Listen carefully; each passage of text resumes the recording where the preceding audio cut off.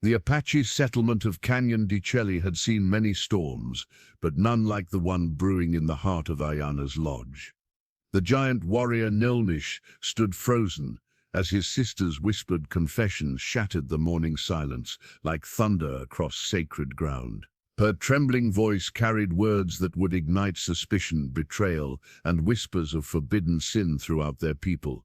In a tribe where honor meant everything and family bonds were sacred, these three words would put both siblings on trial, not just against tribal judgment, but against the weight of survival itself. The pregnancy threatened to unravel the delicate fabric of Apache law, tradition, and trust that held their people together during the harshest seasons. As punishment loomed over the giant warrior known for his unwavering loyalty, the truth behind his sister's condition became the only thing that could save them both, or destroy everything they held sacred. But what terrible secret was Aiyana hiding that could justify risking everything? Before we jump back in, tell us where you're tuning in from, and if this story touches you, make sure you're subscribed, because tomorrow I've saved something extra special for you. Naalnish's massive frame cast a shadow across the canyon floor as he stood motionless, his war club hanging heavy at his side. The obsidian-headed weapon had crushed the skulls of enemies and protected his people through countless battles, but against this invisible threat, these whispered words from his sister's lips, it was utterly useless.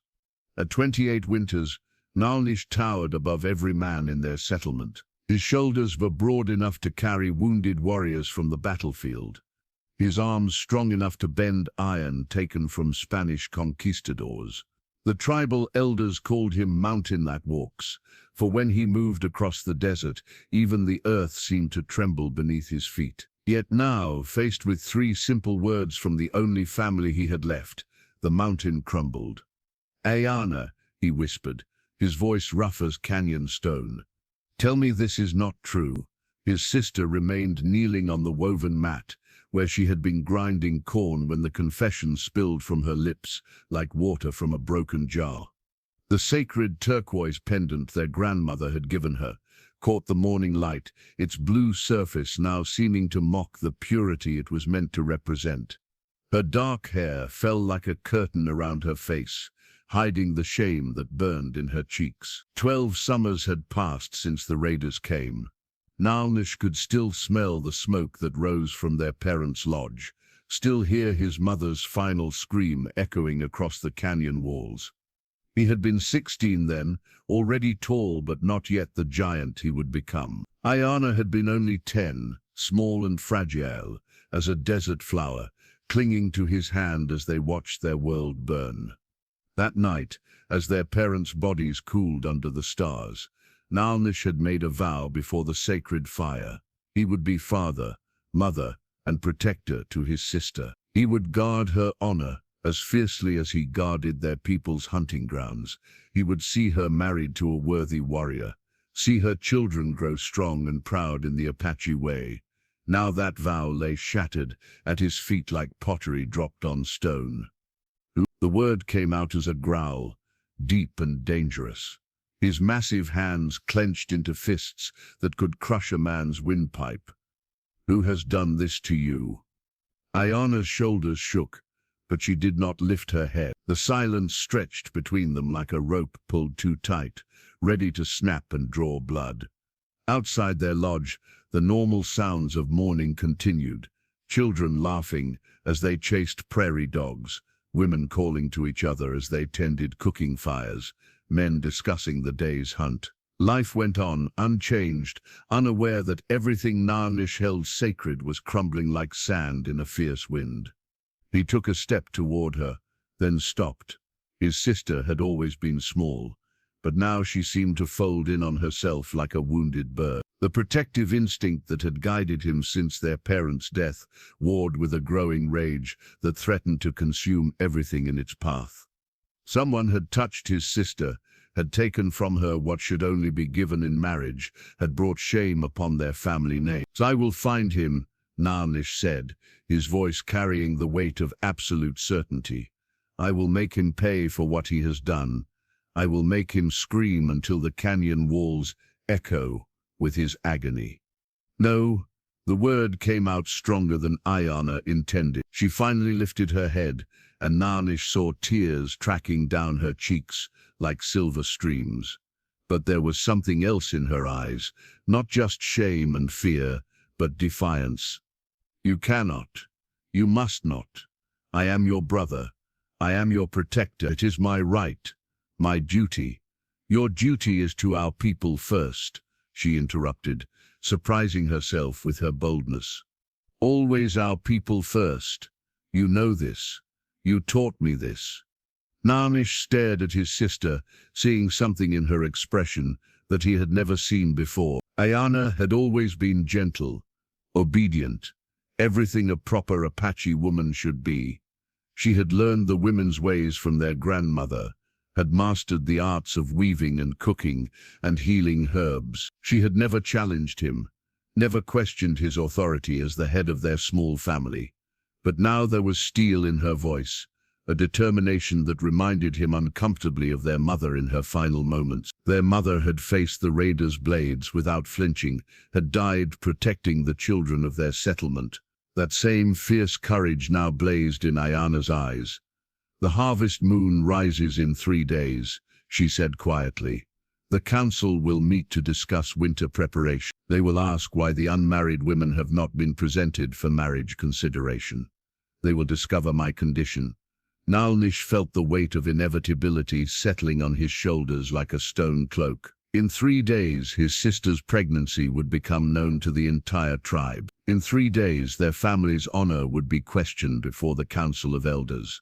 In 3 days, everything would change forever. Aiyana's trembling fingers found the worn leather medicine pouch that hung at her waist, the same pouch their grandmother had carried for 60 winters before passing it to her with dying breath. Inside, wrapped in sacred cloth, lay herbs for healing and small bones for divination, remnants of ancient wisdom that now felt like mockery against her current shame. She remembered grandmother's weathered hands teaching her to identify each plant, each root, each seed that could heal or harm. A woman's power lies not in strength of arm, but in knowledge of what sustains life.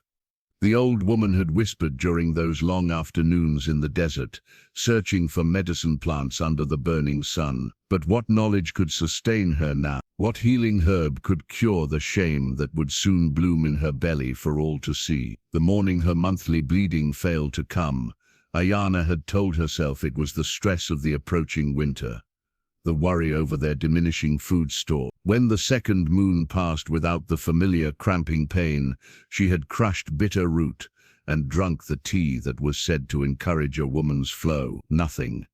The third moon brought the sickness that left her retching behind the lodge, while other women prepared the morning meal. Now, as she knelt before her brother's towering form, the truth could no longer be denied or delayed. In her womb grew life that should not exist, the child of an enemy conceived in tenderness that felt like the deepest betrayal of everything she had been taught to believe. She closed her eyes and let herself remember, just for a moment, the gentle touch of hands that should have brought only death. The Spanish soldier had been more dead than alive when she found him beside the stream, his blood mixing with the sacred water that flowed from the heart of their ancestral lands. She should have left him for the buzzards, should have taken his scalp and weapons as trophies, should have run back to the settlement to alert the warriors that an enemy had violated their territory. Instead, she had seen the fever burning in his dark eyes, had heard him whisper what sounded like a prayer in his foreign tongue, and something inside her had responded to his humanity rather than his heritage. Maria, he had called her during those stolen days of healing, unable to pronounce her Apache name. She had not corrected him. In those moments beside the hidden stream, she had been Maria, not Aiyana, daughter of warriors, bound by blood and tradition to hate everything he represented. Maria could tend his wounds without shame, could learn fragments of his language, could listen to stories of his home across the great water, without feeling like a traitor to her people. Maria could love, but Maria was not real. Maria was a fantasy born of isolation and curiosity, a dream that dissolved like morning mist when the soldier grew strong enough to travel. She had watched him ride away without looking back, carrying pieces of her heart that she could never reclaim. She had burned the bloodied clothes she had washed for him, had scattered the ashes in the 4 directions to purge any trace of their forbidden meetings, except she could not purge the seed he had left growing inside her. Aiyana, Naalnish's voice cut through her memories like an obsidian blade. Look at me. She opened her eyes to find her brother kneeling before her, his massive frame somehow made gentle by concern. When had he moved? How long had she been lost in remembering? I have shamed our family, she whispered, the words cutting her throat like swallowed thorns. You are my family, Naalnish replied, his huge hands coming to rest on her shoulders with surprising tenderness. My only family. There is no shame in you that does not also touch me. The council will demand to know the father's name. Then you will tell them. Aiyana's breath caught. I cannot, or will not. The distinction hung between them like a chasm. Cannot suggested powerlessness, some external force preventing revelation, will not implied choice, deliberate protection of secrets that might matter more than family honor. He is gone, she said finally. Far from here, beyond their reach, and beyond their justice. Dead, to me, yes. To this place, yes. But living still, somewhere distant. Naalnish studied her face with the same intensity he brought to reading enemy tracks across desert sand. She had learned to hide her thoughts from others, but never from him. He could read the truth in the set of her mouth, the angle of her shoulders, the way her fingers worried at the medicine pouch that held their grandmother's legacy. You loved him. It was not a question. The confession broke from her lips, like water through a cracked dam. Yes, Chief Manuelito's weathered hands gripped the eagle feather staff with the same authority that had guided their people through 23 winters of leadership. The sacred object, adorned with turquoise beads and strips of blessed leather, carried the weight of Apache law within its polished wood, law that had protected their people since time beyond memory, but now threatened to destroy one of their own. The morning council fire crackled in the center of the great lodge, sending smoke toward the opening that framed the desert sky above. Around the circle sat the tribal elders, their faces carved by years of difficult decisions. Each one understanding that what they discussed today would echo through the canyon walls for generations to come. Naalnish's sister has brought questions upon our people, spoke Naalni, the eldest of the women's council. Her voice carried the authority of one who had seen 7 decades of tribal life, who had guided young women through the mysteries of becoming mothers and wives. Questions that demand answers before the harvest moon rises full. Manuelito nodded slowly, his dark eyes reflecting the dancing flames. He had watched Naalnish grow from the traumatized boy who carried his sister from their burning lodge to the warrior who now stood as protector of their hunting grounds. No man among them could match the giant's strength in battle. No warrior commanded more respect from the younger fighters, who looked to him for guidance in the ancient ways of war. What does the unmarried daughter of Daklugi claim? Asked Bidziel, whose scarred face spoke of raids survived and enemies defeated. Does she name the father of her child? She claims nothing. Naalni replied, her tone sharp with disapproval. She speaks no name, offers no explanation, accepts no responsibility for the shame she has brought upon her brother's house. The silence that followed stretched like a bowstring pulled to breaking. Manuelito had seen this before, the dangerous moment when tribal law collided with personal affection, when justice demanded actions that would wound the heart, even as they preserved the people's honor. Summon Naalnish, he commanded. The warrior entered the council lodge with the measured step of one who understood. He walked into judgment. His massive form seemed to fill the sacred space, yet he moved with the careful respect due to tribal elders and sacred ground. When he knelt before the circle, even his diminished height rose above the heads of most council members.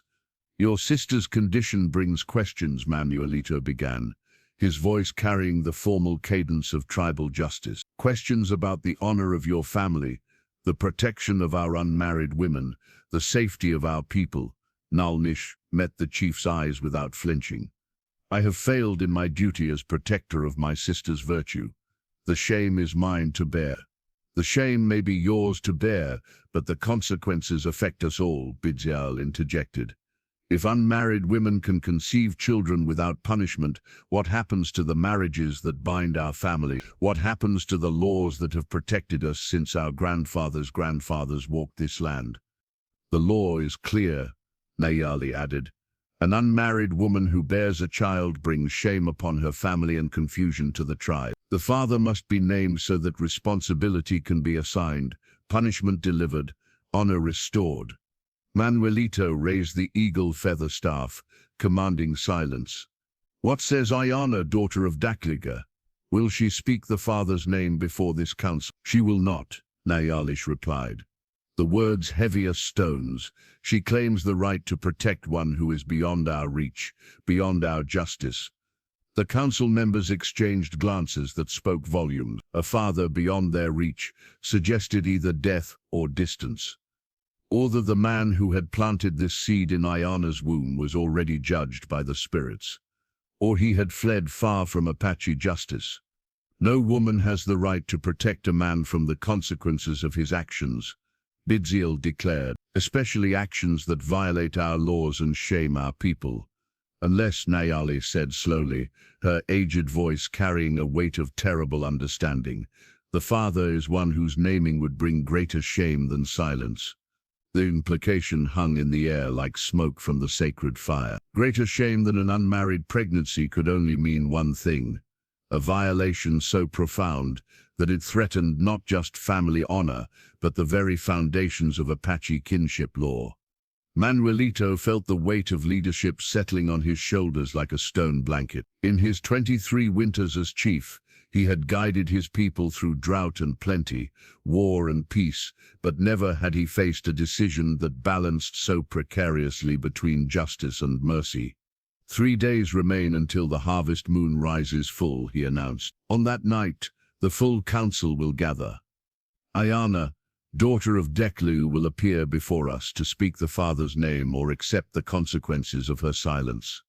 Until that time, let no harsh words be spoken, no judgments rendered. The spirits will guide us toward justice. As the council members filed out of the lodge, Manuelito remained beside the dying fire, the eagle feather staff heavy in his hands. 23 winters of leadership had taught him that sometimes justice and wisdom walked different paths, and choosing between them could break even the strongest leader's heart. The charred prayer stick rested in Aiyana's trembling hands like a piece of her own heart, blackened and broken, but somehow still sacred. She had pulled it from the ashes of their parents' lodge 12 summers ago, when the smoke still rose from the ruins and the earth beneath her feet remained warm with the blood of her family. Now, as evening shadows stretched across the canyon floor, the burned remnant served as her only connection to a time when innocence still existed in her world. Tell me again about the night they died, she whispered to Naalnish, who sat beside her on the flat stone where they had shared so many childhood conversations. Tell me about Mother's final words.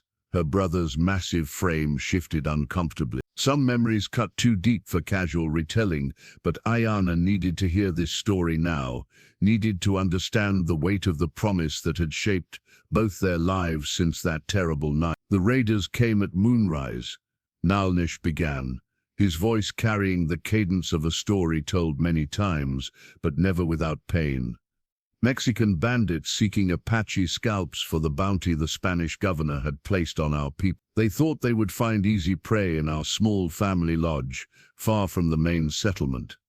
Aiyana closed her eyes, seeing the scene as her 16-year-old brother had described it countless times.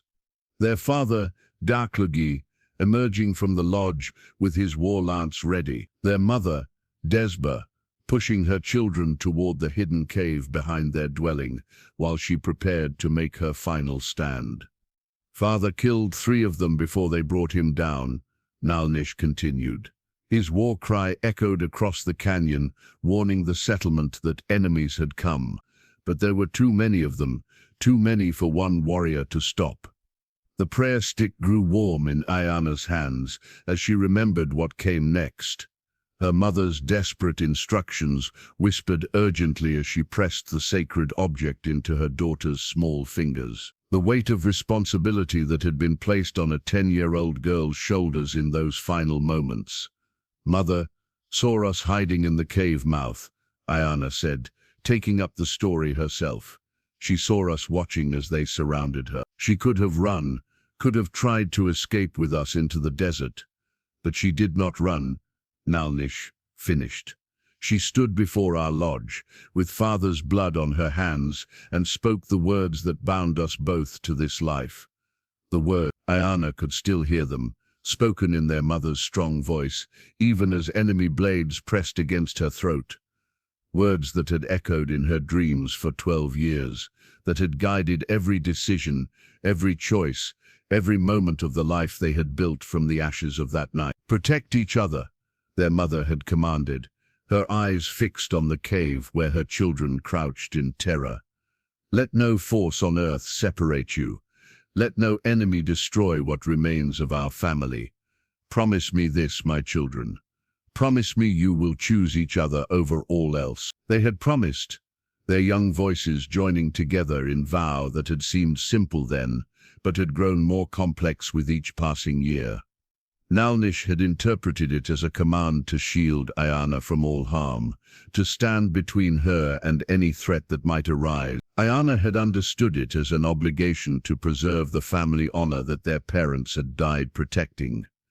But now, with new life growing in her womb and shame spreading through the settlement like poison, their mother's final command created an impossible contradiction. How could she choose Naalnish over all else, while protecting the secret that might destroy him? How could he protect her, without understanding the truth that could save or damn them both? "I have broken our promise," Aiyana whispered, the prayer stick burning like a coal in her hands. "No," Naalnish replied firmly. "The promise remains unbroken. We still choose each other over all else. Even if choosing each other means accepting shame, even if it means facing the council's judgment together." Her brother's hand covered hers, dwarfing her fingers with his massive palm. Especially then, the prayer stick crackled softly, as if the sacred wood remembered the fire that had shaped it, the violence that had transformed it from living tree to consecrated remnant. Like them, it had been broken by forces beyond control, but somehow retained its essential nature, its connection to the sacred. "The child I carry," Aiyana said carefully, "bears the blood of enemies." Naalnish was quiet for so long that she wondered if he had heard her confession. When he finally spoke, his voice carried the weight of complete understanding. "As do we all, sister. As do we all." Above them, the first stars began to appear in the darkening sky.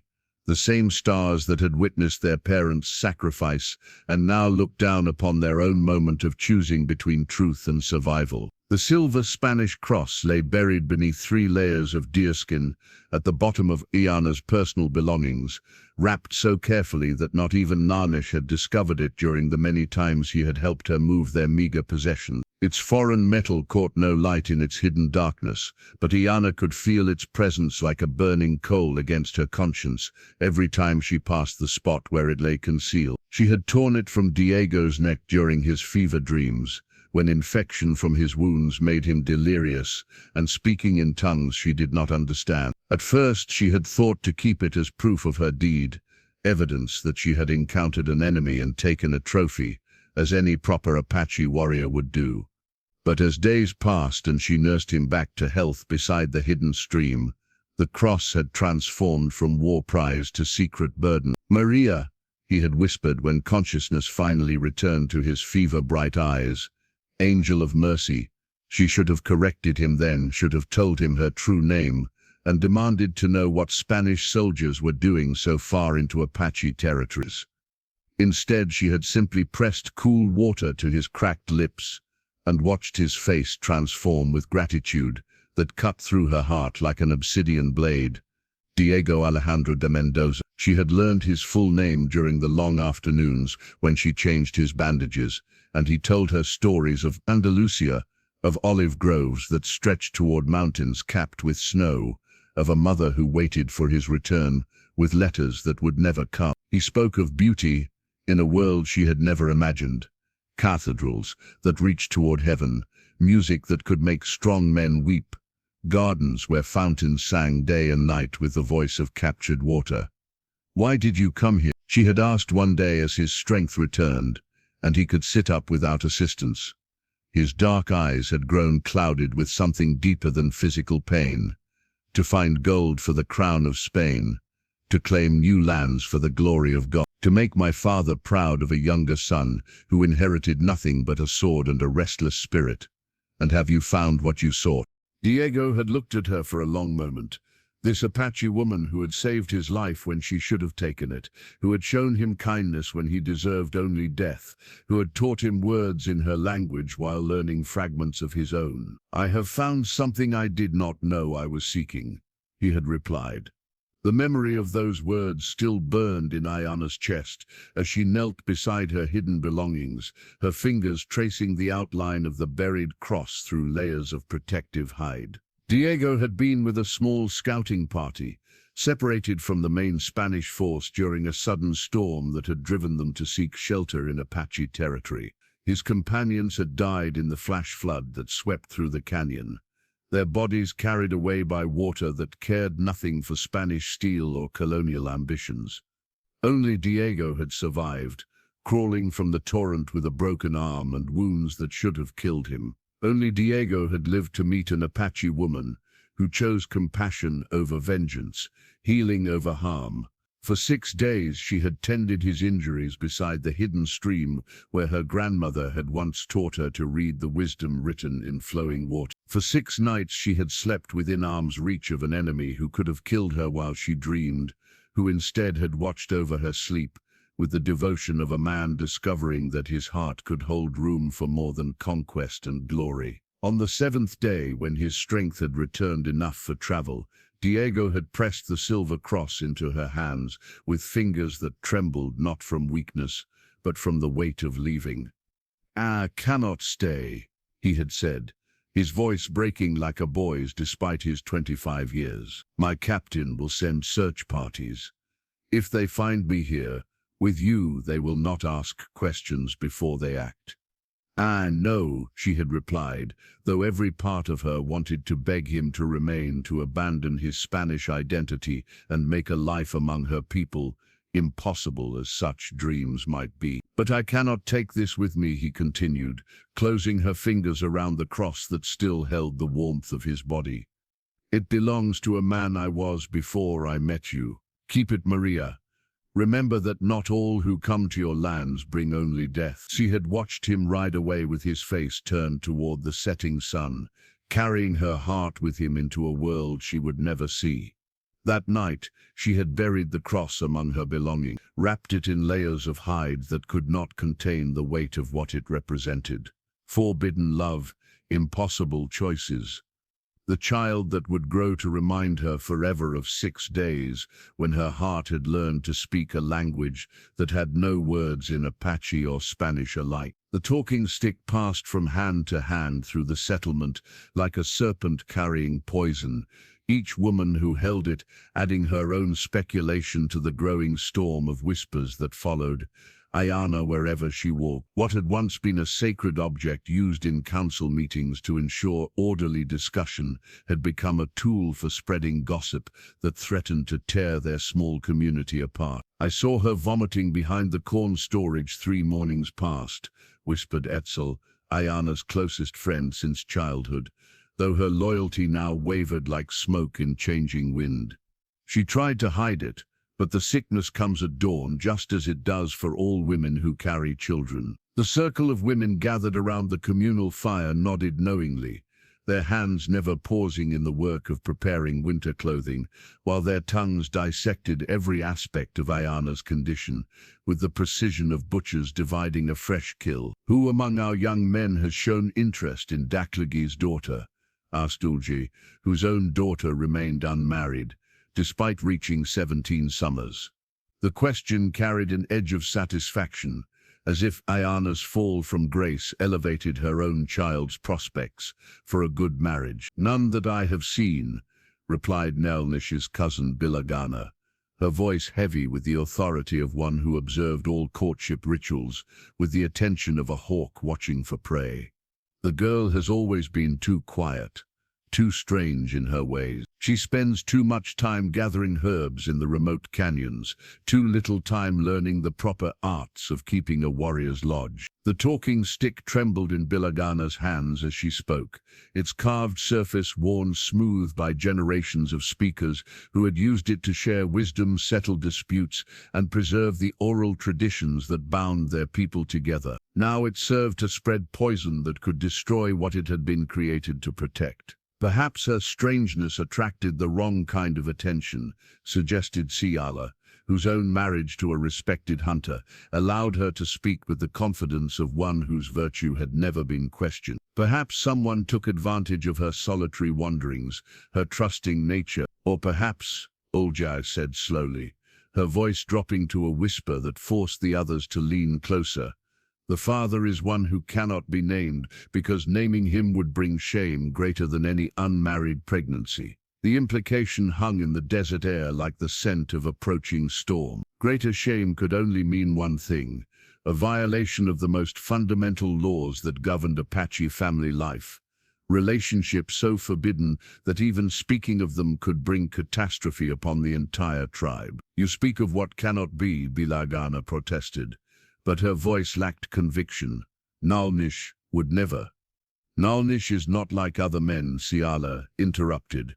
His size, his strength, his devotion to his sister that goes beyond normal brotherly protection. They have lived alone together since their parents died. They share a lodge with no other family to observe their behavior. They are brother and sister, Itzel said, though her defense sounded weak even to her own ears. Blood of the same blood, raised by the same grandmother. Such thoughts are evil. Evil thoughts sometimes spring from evil deeds. Olgi replied, her words gaining strength as she saw doubt creeping into the faces around the fire. Why else would the girl refuse to name the father?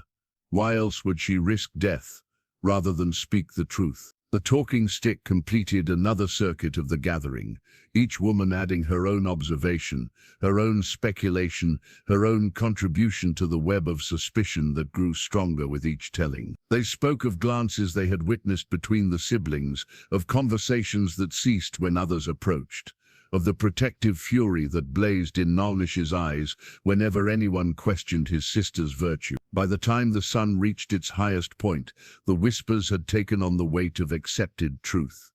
By evening, when the men returned from hunting, the speculation had hardened into accusations that would reach the council's ears before the harvest moon could rise again. Aiyana felt the change in the very air she breathed as she walked through the settlement that afternoon. Conversations stopped when she approached, resumed in hushed tones when she passed. Children stared at her with the wide-eyed fascination reserved for things both fascinating and forbidden. Women who had once greeted her with warmth now averted their eyes or offered only cold nods of acknowledgement. The talking stick had done its work, spreading poison more efficiently than any weapon, destroying reputations more thoroughly than any blade. By sunset, every person in the settlement had heard the whispers that would transform her brother from protector to suspect, that would make their shared devotion appear as evidence of the most heinous violation imaginable. As darkness fell across the canyon, understood that tomorrow would bring not just questions about her identity, but accusations that could see both siblings banished from the only home they had ever known, or worse, could see them face the ultimate punishment that Apache law reserved for those who violated the sacred bonds of family. The divination bones scattered across Chenoa's weathered hands like fallen stars, their ancient surface telling stories that reached back to the time when the first Apache walked beneath the desert sky. Each bone carried the wisdom of creatures who had given their lives so that future generations might glimpse the paths that lay hidden in shadow, the truths that lived beyond the reach of ordinary sight. Chenoa was a medicine woman, whose 70 winters had taught her to read the language written in smoke and bone, wind and flame, studied the pattern with eyes that had seen the rise and fall of chiefs, the birth and death of traditions, the endless cycle of choices that shaped the destiny of their people. The bones speak of secrets that poison like standing water, she said, her voice carrying the authority of one who served as bridge between the world of flesh and a realm of spirits. Secrets that must flow like the spring flood, or they will kill everything they touch. Aiyana knelt before the medicine woman in the sacred lodge, where healing herbs hung in bundles from smoke-darkened rafters, where the scent of sage and sweet grass created an atmosphere thick with ancient power. She had come seeking guidance, hoping that spiritual wisdom might offer a path through the impossible maze her life had become. "The council will demand truth," Chanoa continued, gathering the bones with reverent care.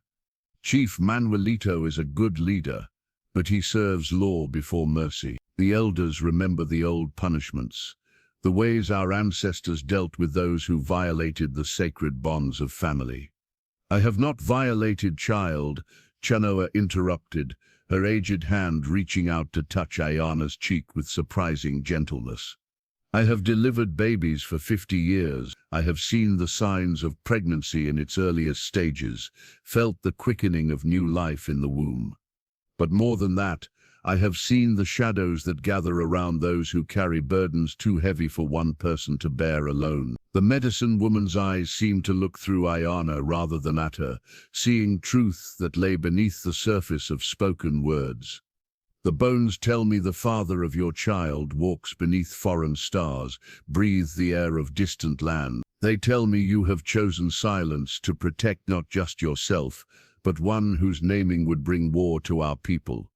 Aiyana's breath caught in her throat. How could this old woman know what she had told no one, what she had hidden even from Naalnish? How could ancient bones reveal what had happened beside the hidden stream, in the secret place where an Apache woman had chosen love over law? "You see clearly, grandmother," Aiyana whispered, using the title of respect reserved for the wisest of the tribal elders. "I see what the spirits allow me to see," Chanoa replied, beginning to arrange the bones in new patterns. "But seeing and knowing are different gifts. The spirits show me a Spanish cross hidden beneath deerskin, but they do not tell me whether revealing its existence would bring salvation or destruction." The medicine woman's words hit Aiyana like physical blows. Even the most carefully guarded secrets seemed transparent to eyes that could read the language of divination, that could interpret the whispers of wind and flame. "What do the bones counsel?" Aiyana asked, her voice barely audible above the crackling of the small fire that illuminated the sacred lodge. Chanoa cast the bones again, watching their fall with the concentration of one whose entire people might depend upon the accuracy of her interpretation. "They speak of two paths, child. One leads through truth that cuts like winter wind but cleanses like spring rain. The other leads through silence that protects like mother's arms, but suffocates like burial earth. And which path should I choose? That is not for the bones to decide, nor for this old woman to command. But I will tell you what I have learned in 70 winters of serving as bridge between worlds. Secrets have their own weight, their own power. Hidden long enough, they become like dams across a stream. Eventually the pressure builds until something breaks." The medicine woman gathered the bones for a final time, wrapping them in sacred cloth with the reverence due to objects that carried such profound responsibility. "The harvest moon rises tomorrow night. The council will gather, and you will stand before them to speak or remain silent. Choose wisely, child. Choose with understanding that some words, once spoken, can never be recalled, but some silences, once broken, can never be restored." As Aiyana prepared to leave the sacred lodge, Chanoa caught her hand with surprising strength. "Remember this above all else. The spirits judge not by the perfection of our choices, but by the courage with which we face the consequences of our humanity. Whatever path you choose tomorrow, walk it with your head raised and your heart open to whatever justice the spirits decree." The war paint pot sat heavy in Naalnish's hands, its clay surface worn smooth by generations of warriors who had used its sacred contents to prepare for battle, vision quests, and moments when a man's courage would be tested before the eyes of his people. The ochre and charcoal mixture within had adorned his face for every important ceremony since his passage into manhood, but tonight it felt like the weight of his entire identity. Everything he had been, everything he might never be again. His reflection wavered in the still water of the ceremonial basin as he began to apply the traditional patterns that marked him as a protector of his people. Two bold stripes across each cheekbone in red ochre, symbolizing the blood he had shed for Apache freedom. A black line from forehead to chin, representing the straight path of honor he had walked since taking his warrior's vows. Smaller marks around his eyes that told the story of enemies defeated, vision quests completed, responsibility accepted without question or complaint. But as he hid his face in the lamplight of his lodge, Naalnish understood that this might be the last time he would have the right to wear these sacred marks. Tomorrow night, when the harvest moon reached its peak, he would stand before the tribal council not as their champion, but as a man whose family honor lay in ruins, whose sister's silence threatened to destroy everything he had built through 28 winters of faithful service. "Brother," Aiyana's voice came from the lodge entrance, soft as evening wind, but carrying an undertone of steel that reminded him of their mother's final words. "The council fire has been lit. Chief Manuelito sends word that the formal questioning will begin when the moon reaches its highest point." Naalnish continued applying the war paint with steady hands, though his heart hammered against his ribs like a trapped bird. "Then we go to face our fate together, as we have faced everything since the night our parents died. Not together," Aiyana said, stepping into the circle of lamplight. She wore the white deerskin dress their grandmother had crafted for ceremonial occasions, its surface decorated with turquoise beads and porcupine quills in patterns that spoke of purity and spiritual power. But around her shoulders hung a blanket of deep red, the color reserved for those who stood accused before tribal justice. "I go to face the consequences of my choices. You go as my brother, but not as my partner in whatever guilt they seek to assign." "The whispers have reached my ears," Naalnish replied, setting down the paint pot and turning to face his sister fully. "They speak words that should never be spoken, suggest crimes that should never be imagined.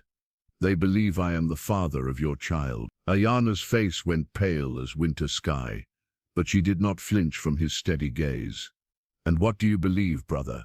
"I believe that 12 years ago, our mother commanded us to choose each other over all else. I believe that some bonds are stronger than gossip, stronger than suspicion, stronger than the fear that makes people see evil where only love exists." Naalnish rose to his full height, the war paint transforming his features into something both magnificent and terrible. "I believe that whatever man planted this seed in your womb, he was not worthy of the gift you gave him." The silence that followed stretched between them like a bridge across an impossible chasm. Aiyana had never told her brother about Diego's gentle hands, his stories of distant lands, the way he had looked at her as if she was something precious, rather than something to be conquered. She had never explained how 6 days of healing had taught her that enemies could become beloved, that love could bloom even in soil watered by generations of blood. "The council will offer you a choice," she said finally. "They will ask you to denounce me, to cast me out as a sister who has shamed your name. They will tell you that saving yourself requires abandoning me to whatever punishment they decree. And what will I tell them?" Aiyana stepped closer, reaching up to touch the war paint that marked him as protector of his people.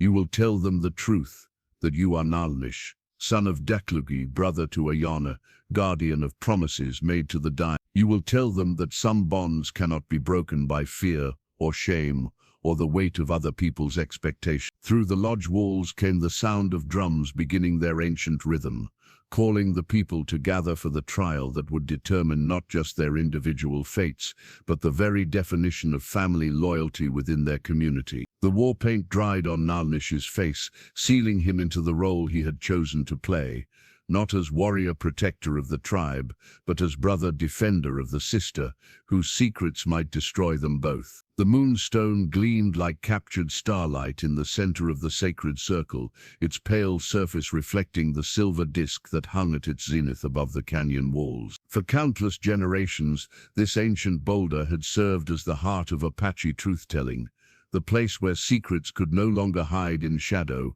where the weight of deception became too heavy for even the strongest soul to bear. Aiyana knelt before the stone with her hands pressed flat against its cool surface, feeling the power that generations of her ancestors had invested in this moment of absolute honesty. The entire tribe had gathered in the amphitheater, formed by the natural curves of the canyon, their faces illuminated by torches that cast dancing shadows across stone walls carved by wind and time. "Lick your truth beneath the moon that sees all, the stone that remembers all," Chief Manuelito commanded, his voice carrying across the silent gathering with the authority of tribal law. "Let no lies pass your lips in this sacred place, for the spirits themselves bear witness to every word spoken here."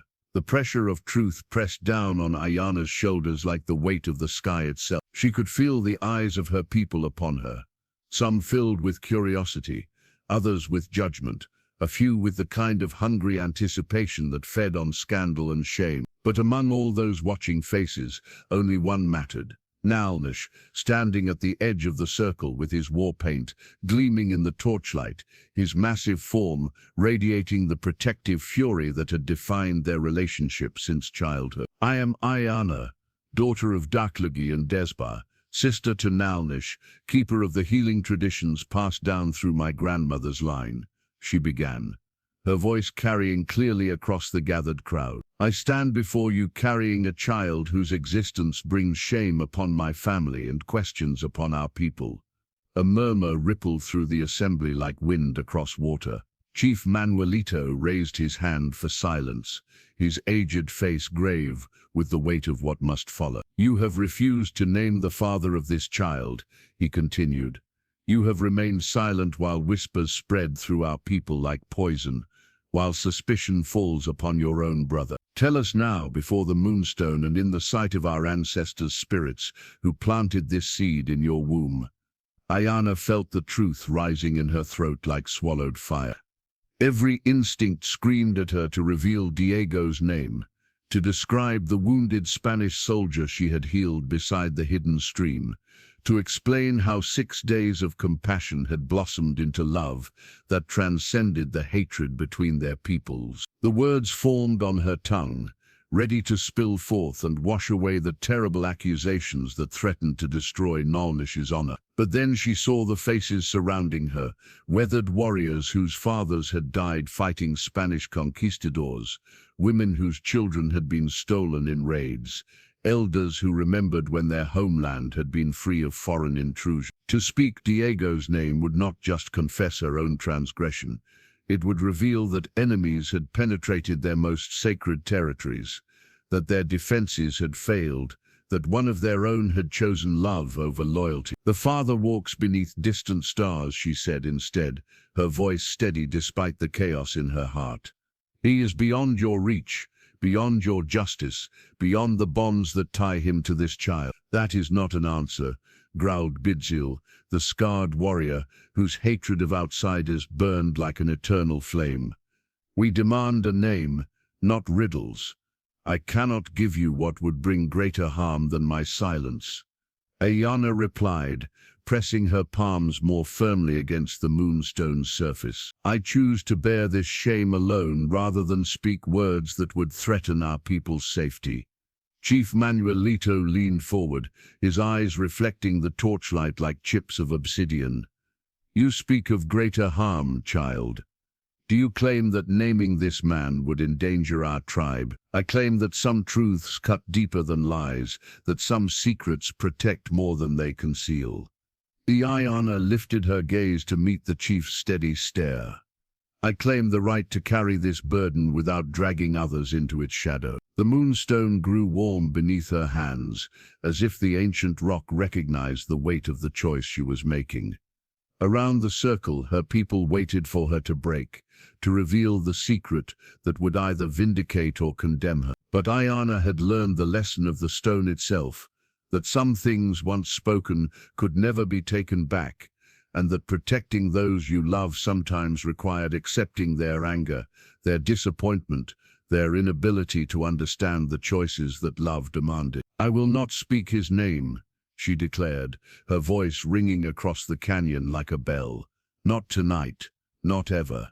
Let that be my truth beneath this sacred stone." The justice stone, black as midnight and polished smooth by centuries of solemn ceremonies, was placed before Chief Manuelito with the reverence due to an object that had witnessed the rise and fall of generations. Its obsidian surface reflected the dancing flames of the council fire, creating patterns that seemed to shift and writhe like living shadows across its ancient face. This was the stone that had judged raiders and murderers, adulterers and thieves, those who violated the sacred laws that bound Apache society together. Its weight was not merely physical, but spiritual, carrying within its dark depth the accumulated wisdom of countless decisions that had shaped the destiny of their people.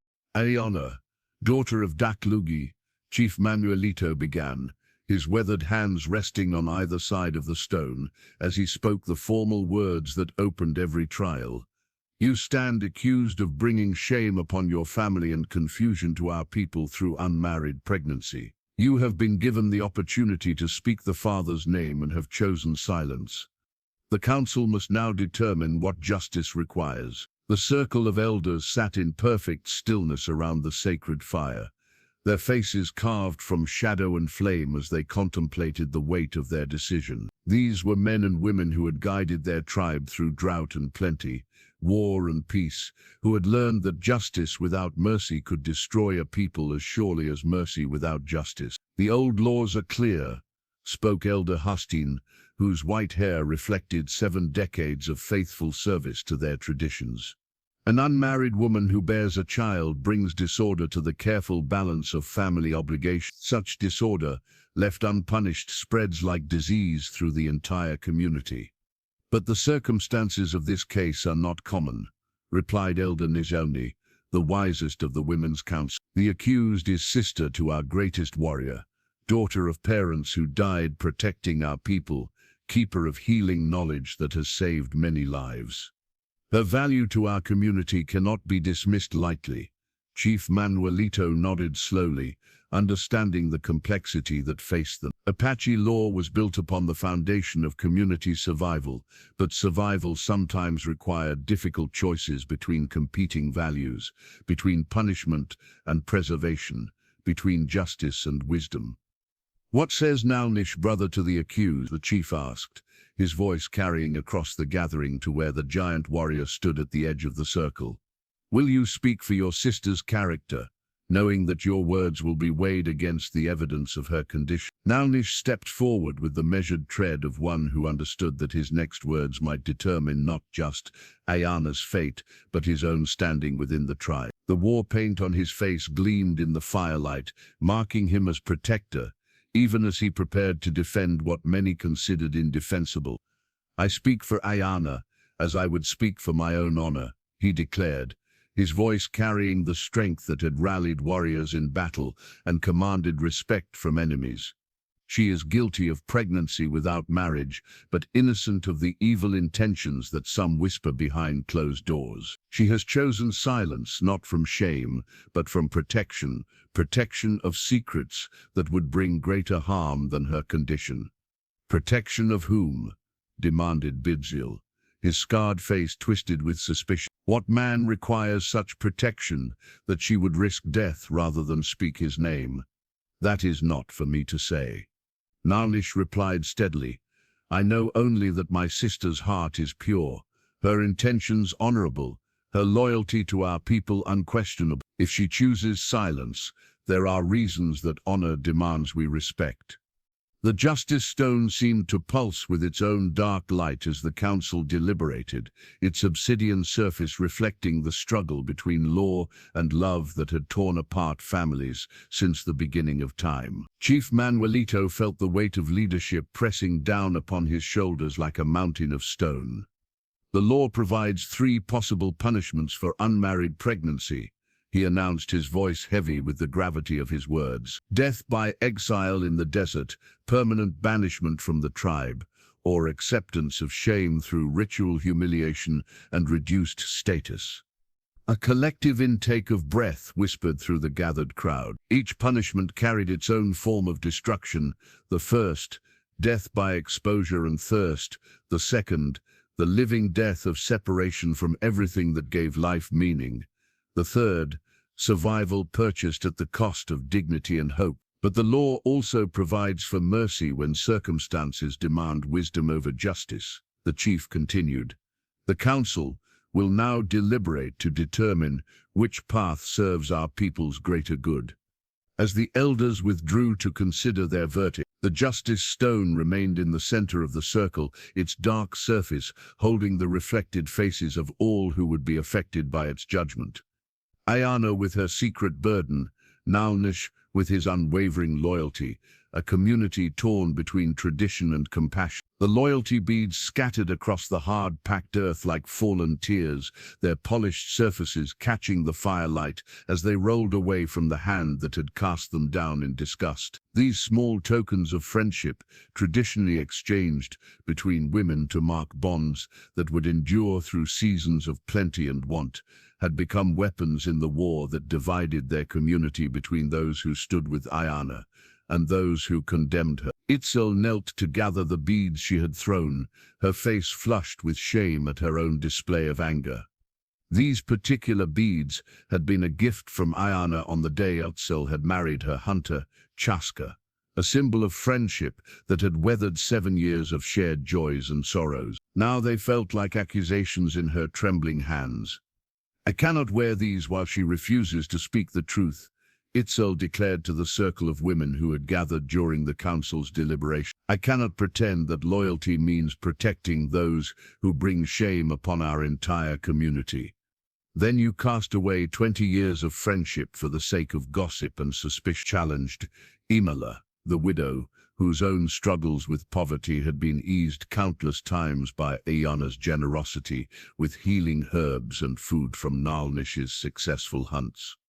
You abandon a sister because others whisper poison in your ears. The division within their small community had become as sharp as the blade of an obsidian knife. Families found themselves split between generations, elders who remembered the old punishments and demanded their enforcement, younger parents who feared that such harshness might someday fall upon their own children. Ciala, whose marriage to a successful hunter had always made her feel superior to unmarried women, clutched her own loyalty beads like protective talismans. Aiyana has made her choice to remain silent. We must make our choices about whether to support such defiance of tribal law. Support, Aiyana's voice rose with indignation. We speak of a woman who has saved children from fever, who has eased the pain of warriors wounded in battle, who has never spoken a harsh word against any member of this tribe. Now you would abandon her because she carries a child without marriage. The circumstances matter, Itzel replied, though her voice lacked the conviction of her earlier anger. If the father is truly beyond our reach, why not name him? What harm could come from speaking the name of a dead man or one who has fled far from our territory? The question hung in the desert air like smoke from a dying fire. Each woman present understood that Aiyana's continued silence suggested something more complex than simple shame, something that made the naming of names a danger rather than a relief. Perhaps, said Naalnish's cousin Aiyana slowly, the father is not dead or distant. Perhaps he is one whose naming would indeed bring harm to our relationships with neighboring tribes, harm to alliances that keep us strong, harm to peace that has been purchased with careful diplomacy. The implication sent ripples of unease through the gathering. Apache survival depended upon maintaining delicate relationships with other tribes, with Mexican settlements, even with the Spanish colonial authorities, whose power extended like spreading shadows across their traditional lands. A pregnancy that resulted from forbidden contact with any of these groups could indeed threaten the stability that protected them all. Or perhaps, Olgi added with venomous satisfaction, the father is one whose naming would expose crimes closer to her. Perhaps her silence protects not distant enemies, but nearby family. The accusation that had been whispered in shadowed corners now emerged into the full light of open discussion. Several women gasped at the boldness of speaking such thoughts aloud, while others nodded as if relieved that someone had finally voiced what they had been thinking. "You speak evil words," Imola protested, rising to her feet with the fury of one defending not just friendship but fundamental decency. "You poison the air with thoughts that should never enter civilized minds. I speak of possibilities that explain silence better than any other theory," Olgi replied, unmoved by the condemnation in Imola's voice. Why else would a woman choose death rather than revelation? Why else would even Naalnish, for all his protests of innocence, failed to demand his sister's honesty? The loyalty beads grew warm in Itzel's hands as she struggled with the weight of choosing sides in a battle that would define not just Aiyana's fate, but the very nature of friendship, family, and community obligation. Around the fire, women who had shared births and deaths, celebrations and tragedies, found themselves separated by a chasm that seemed to widen with each spoken word. When the council drums began to beat, calling the tribe back to hear the verdict, the women rose in silence, each carrying her own burden of decision about where loyalty should be placed when love and law pointed in different directions. The bloodied Spanish medallion glinted in the firelight like a fallen star, its silver surface stained with the evidence of battle and marked with symbols that spoke of a world beyond the desert's edge. Itzel held the forbidden artifact in her trembling hands, understanding that what she had discovered would either save her dearest friend or destroy everything they had both held sacred. She had found it while gathering Aiyana's belongings, preparing them for whatever punishment the council would decree. Hidden beneath layers of carefully wrapped deerskin, nestled among the healing herbs and sacred objects that marked Aiyana as a keeper of her grandmother's traditions, the medallion had caught her eye like a serpent gleaming in tall grass. Now, as the drums called the tribe back to hear the council's verdict, Itzel faced a choice that would test the very foundations of friendship and loyalty. The medallion was proof of contact with enemies, evidence of the forbidden relationship that had resulted in Aiyana's pregnancy. But it was also a weapon that could destroy not just her friend, but the delicate peace their people had maintained with Spanish colonial forces. "Aiyana," she whispered, approaching the place where her friend knelt in preparation for judgment. "I need to speak with you before the council reconvenes." Aiyana lifted her head, and Itzel saw in her eyes the exhausted resignation of one who had accepted whatever fate the spirits would decree. But when Aiyana's gaze fell upon the medallion in Itzel's hands, her expression transformed into something approaching terror. "Where did you find that?" Aiyana's voice was barely audible above the sounds of the tribe gathering for the final phase of her trial. "Hidden among all things, wrapped like a treasure."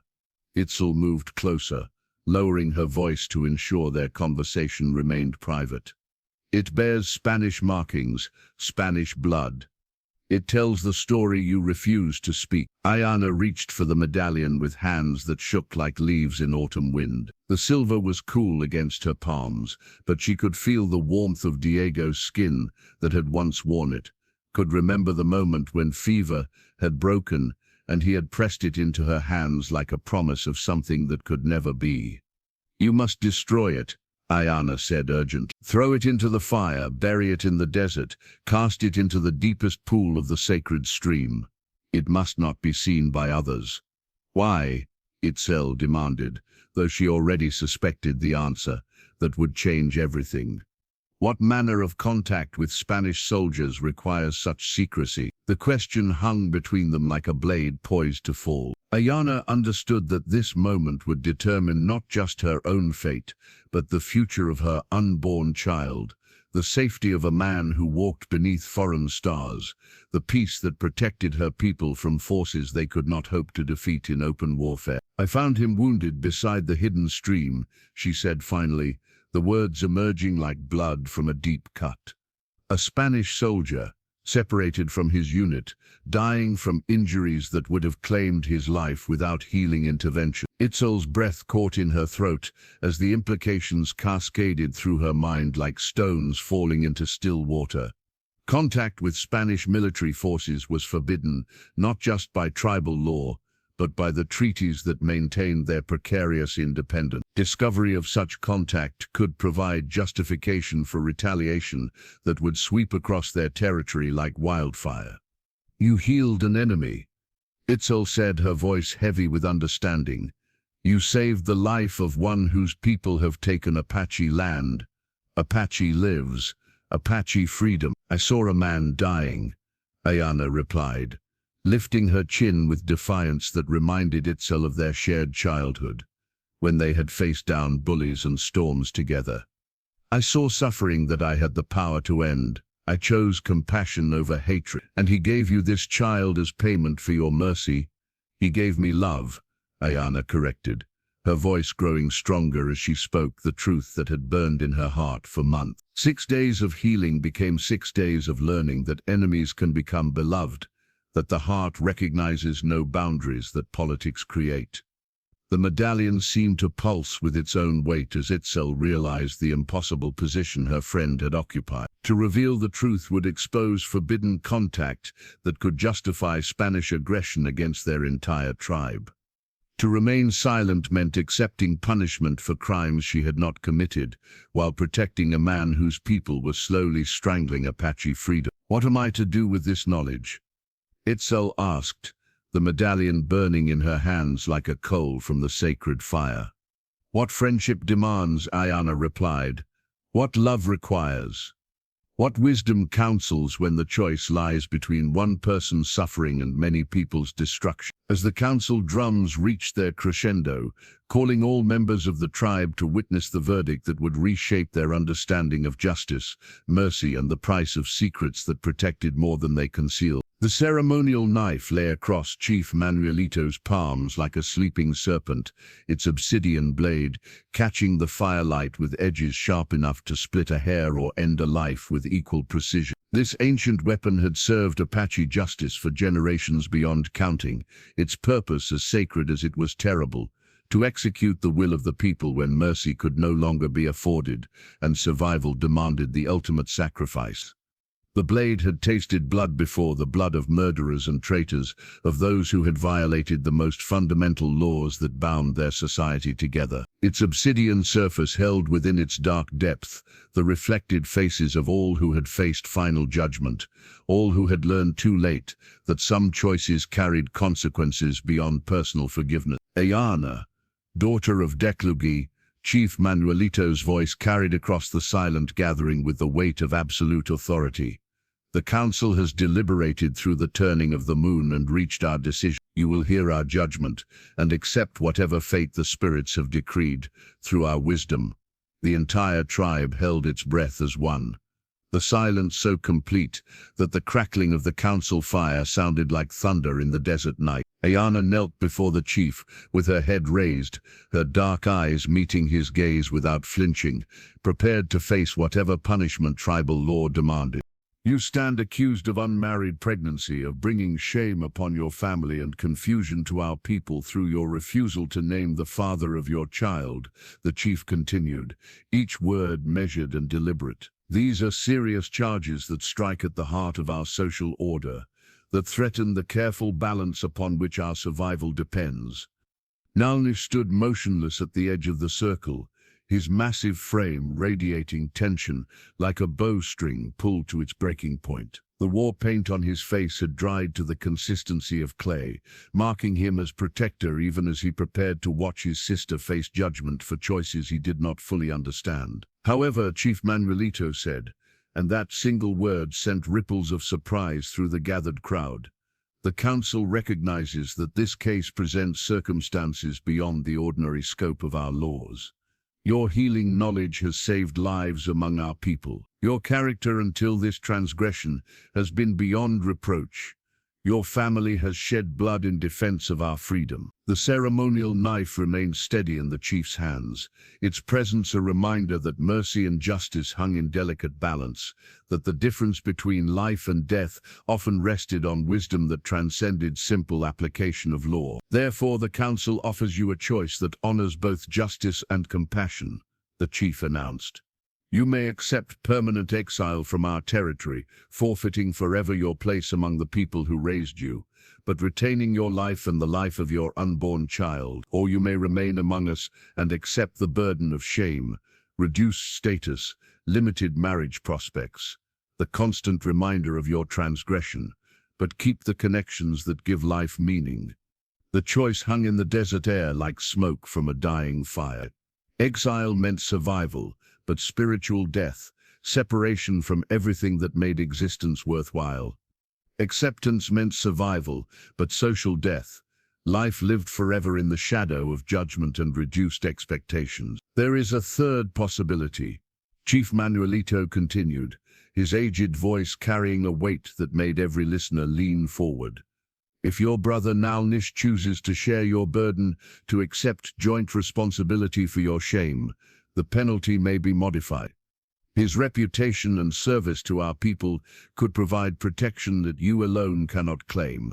Every eye turned toward the giant warrior, whose face revealed nothing of the storm raging in his heart. To accept joint responsibility would mean sacrificing his own standing within the tribe, his role as protector and leader, his future prospects for leadership and respect, but to refuse would mean abandoning his sister to face exile or shame alone. I do not ask this of you, Aiyana said quickly, her voice carrying across the circle with surprising strength. I have made my choices and will face their consequences without dragging you into their shadow. The choice is not yours to make, Naalnish replied, stepping forward with the measured tread of one who had decided his path. Our mother's final command was to choose each other over all else. That choice was made 12 summers ago, and remains unchanged by the judgment of any council. Chief Manuelito nodded slowly, understanding that he witnessed something rarer than justice, the kind of loyalty that elevated ordinary people into the realm of legend. Then let it be recorded that Naalnish, son of Daklugi, chooses to share his sister's burden and accepts joint responsibility for the shame she has brought upon their family name. The ceremonial knife gleamed in the firelight as the chief prepared to speak the words that would seal their fate, that would determine whether love and loyalty could triumph over law and tradition. The exile bundle sat by the entrance of their lodge, like a patient vulture, its contents carefully arranged according to traditions that governed the departure of those who could no longer call the canyon home. Within the woven basket lay everything the council deemed necessary for survival in the vast emptiness beyond Apache territory. A water gourd, dried meat for 7 days, basic tools for hunting and shelter, a small pouch of seeds for planting should they find suitable ground. But the bundle represented more than mere provisions. It embodied the severing of every connection that had given their lives meaning since the day they were born beneath the protective walls of Canyon de Chelly. Each item had been selected, not just for its practical value, but as a symbol of everything they would leave behind, the community that had raised them, the traditions that had shaped them, the sacred places where their ancestors' spirits dwelled. Aiyana knelt beside the bundle with hands that no longer trembled, her earlier terror transformed into something approaching relief. The council's verdict had been both mercy and punishment, exile rather than death, but exile together rather than the separation she had feared most. Whatever hardships lay ahead in the unknown territories beyond their homeland, she would face them with Naalnish at her side. "Are you certain this is the path you choose?" she asked her brother, who sat cross-legged nearby, methodically checking the weapons he would carry into their uncertain future. "There is still time to change your mind, to accept the council's offer to remain if you cast me out alone." Naalnish looked up from the war club he had been examining, the obsidian head gleaming dully in the light filtering through their lodge's smoke hole. "Do you remember the story grandmother used to tell about the 2 eagles who were separated by a great storm?" Aiyana nodded, understanding where his thoughts were leading.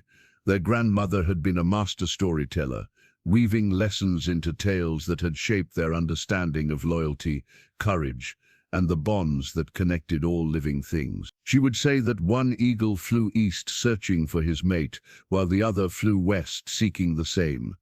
They spent their entire lives crossing mountains and deserts, rivers and plains, never knowing that they sought each other. They died alone, apart, having never learned that their strength came not from their individual wings, but from flying together. The meaning of the story settled between them like a blessing, reminding them that some bonds transcended even the judgment of their people, that some relationships carried obligations deeper than social approval or tribal acceptance. "I will not spend my life flying alone when I could fly beside you," Naalnish continued, setting aside his weapon to meet his sister's eyes directly.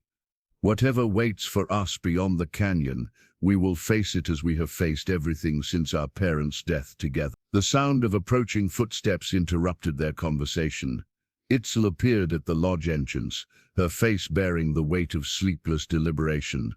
In her hands she carried a smaller bundle, wrapped in the distinctive blue cloth that marked gifts of special significance. Aiyana traced the intricate carvings with fingers that had grown soft during the final weeks of pregnancy, when Diego's presence had transformed their hidden valley into something approaching paradise. He had arrived not as a deserter fleeing Spanish justice, but as a man who had purchased his freedom through service, who had spent months convincing his superiors that establishing peaceful contact with Apache tribes served Spanish interests better than the endless cycle of raid and retaliation. "Your uncle has made something beautiful," she whispered to the infant who nursed at her breast, the child whose existence had cost them their homeland, but given them a future neither had dared to imagine. The boy, for he was indeed a son, bearing Diego's dark eyes and her strong chin, seemed to study the cradle board with the intense concentration of one already planning his place in a world that offered possibilities his parents had never known. Diego knelt beside them in the morning light, his weather-beaten hands gentle as he touched his son's tiny fingers. 3 weeks had passed since the birth, 3 weeks of discovering that love could indeed create families from the most unlikely circumstances, that devotion could build homes even in exile. "He has your courage," Diego said, his voice carrying the wonder of a man who had never expected to hold his own child, "and perhaps my stubborn determination to choose the difficult path when conscience demands it." Naalnish approached from the direction of their small garden, carrying vegetables that had flourished in the desert soil with careful tending and adequate water. The sight of the giant Apache warrior working alongside a Spanish soldier to provide for an Apache woman and her mixed-blood child would have been impossible to imagine in their former life. But exile had taught them that survival sometimes required rewriting the rules that others took for granted. "The child will need a strong back for the cradle board," Naalnish observed, settling into their morning circle with the easy familiarity that had developed between the two men. "Apache children learn early to see the world from their mother's shoulders, to understand that home is not a place, but the people who carry you." Diego nodded, understanding that Naalnish spoke not just of practical matters, but of the deeper truth that would shape his son's identity. This child would belong to no single tribe or nation, would claim no established territory as birthright. Instead, he would inherit something more valuable: the knowledge that love could transcend the boundaries others considered absolute, that family could be chosen rather than simply accepted. "We should name him soon," Aiyana said, looking between the two men whose protection had made this moment possible.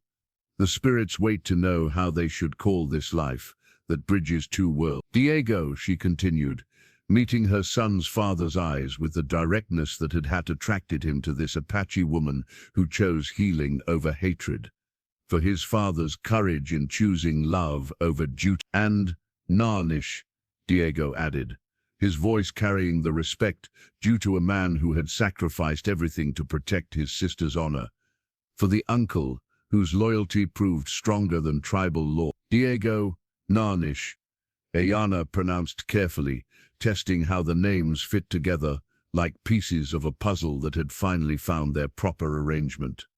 A name that honors both heritages, both the men who claim this child as their own. The baby stirred in her arms, as if responding to the sound of his completed identity, his tiny fist grasping the turquoise pendant that hung from his mother's neck.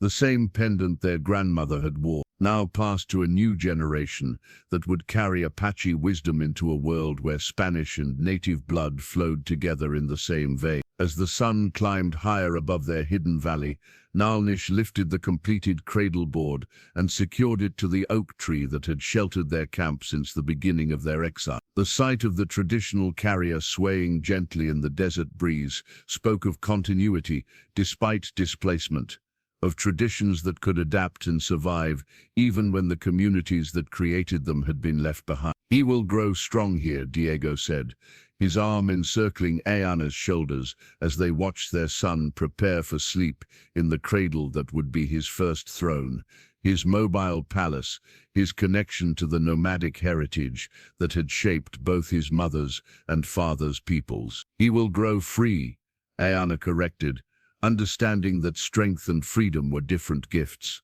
that one might be inherited while the other had to be chosen daily through the courage to love across boundaries that others feared to cross. The storytelling stone sat warm in the evening sun, its ancient surface worn smooth by countless hands that had touched it while sharing the tales that preserved Apache history across generations. 5 years had passed since Aiyana and Naalnish had left Canyon de Chelly in exile, 5 years that had transformed their story from scandal into legend, from shame into something approaching sacred truth about the power of love to transcend hatred.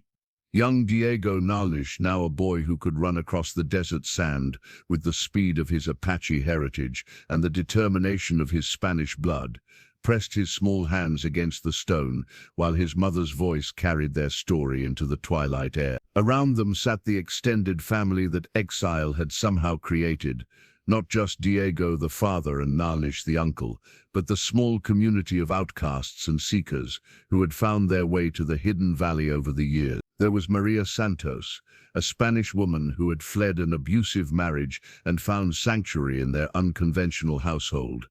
There was Joseph Crow Feather, an Apache warrior exiled for refusing to participate in a raid against peaceful Mexican farmers. There was even Father Miguel, a Franciscan priest, whose questions about the nature of divine love had brought him into conflict with colonial church authorities. Each had arrived carrying their own burden of displacement, their own story of choosing conscience over convention, love over law, truth over the safety of accepted beliefs. Together they had created something unprecedented, a community bound not by blood or tribal affiliation, but by the shared understanding that some bonds transcended the boundaries others considered absolute. "Tell us again about the night Uncle Naalnish chose to share your exile," young Diego requested, his voice carrying the eagerness of a child who never tired of hearing how courage had shaped his family's destiny. Aiyana smiled, her hands working automatically at the beadwork that would someday tell this story in patterns of turquoise and silver,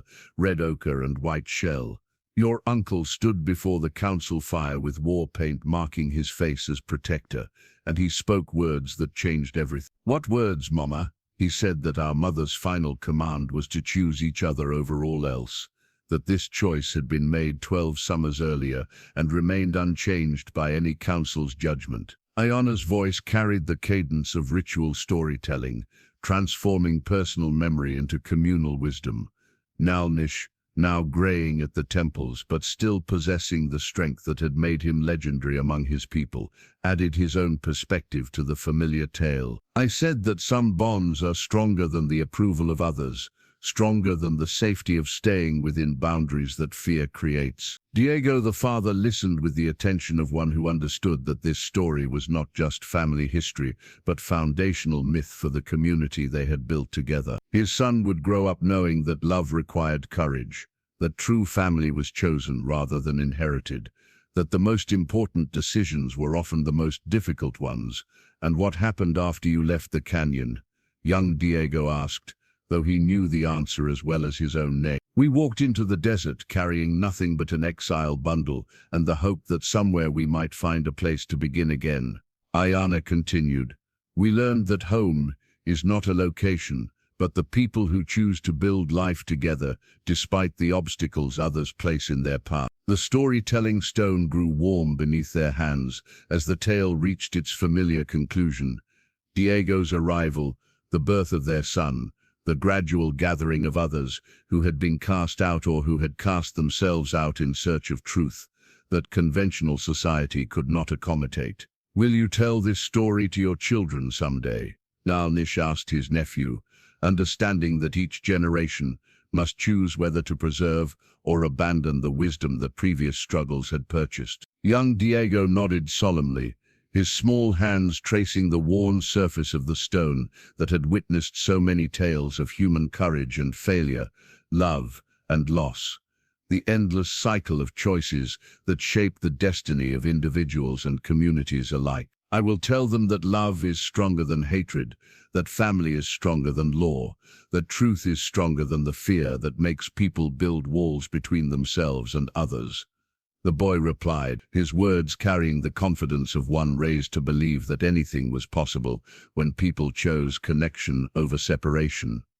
As the first stars appeared in the darkening sky above their hidden valley, Aiyana understood that their story had become more than personal history. It had become a seed that would grow in the fertile soil of young hearts.